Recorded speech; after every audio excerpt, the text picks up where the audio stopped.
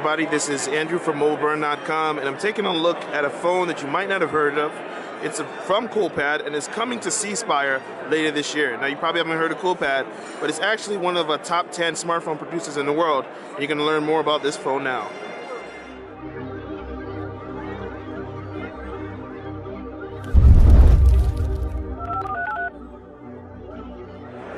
This is the Coolpad Quattro 4G, and as the 4G name implies, it is an LTE device. It's coming on C Spire's burgeoning LTE network, and you see you got the little 4G logo on the back.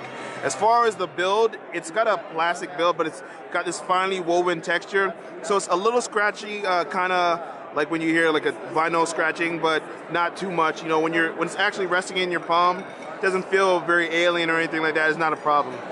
You notice on the buttons, it has capacitive buttons for home, back, and of course menu. I know some of you don't like the glass buttons, you prefer all virtual, but that's not something you get here. As far as the screen, it's a 4.5-inch display, QHD display.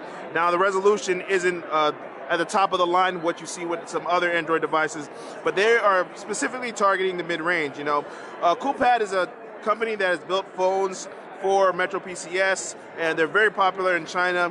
They came into America, and they're trying to do it slowly by introducing mid-range devices. In terms of specs, it's got a 1.2 gigahertz dual-core processor. Well, it's not connected to the web, so I really can't take it for a spin. I wanted to try to test it out, but it's really not connected. But when you're actually moving through the apps, when you're trying to get a sense of how the phone performs, it performs about as well as you would expect for a mid-range device. It has a 5-megapixel rear camera on the back with the flash, as you see to the right of it. Aside from that, it's running mostly stock Android, 4.1.2. Now, I say mostly because it's not exactly pure Android. When you pull down the lock screen, you can see that they customize the pull-down menu to have the quick switches. They've also changed the launcher a little bit. You see the font's a little different. It's more of a Roboto type of font rather than what you typically see in Android. Other than that, it's not deep, heavy customizations like you see with TouchWiz or with HTC Sense. Just more of a modification to the launcher and the notification shade.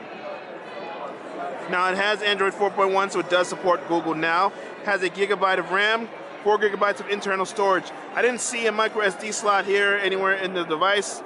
Oh, wait, do I see a micro SD slot here? Let me double check. No, that's the power button. Silly me. On the left, you have volume up and down. You have the micro USB charging at the bottom, as well as a 3.5 millimeter headphone jack. And the screen is very fingerprint friendly, so I'm going to have to clean that off for a second. And finally, you'll see it has a 0.3 front-facing camera for video chat, 1800 milliamp battery underneath this case. It has a removable case, and the battery is removable. And I forgot to mention, when I say 4G, it is LTE compliant, so it also supports voice over LTE. And that's not going to be available in all areas, but in areas where C Spire launches voice over LTE, that's going to improve the quality of your phone calls. This is coming in a couple of months, maybe a few weeks actually. I'll put the details in the section below. But in the meantime, this is Andrew from mobileburn.com testing out the Coolpad Quattro 4G. Based on what they're telling us, you're going to hear a lot more from them in the mid-range sector in the coming months and years in the US.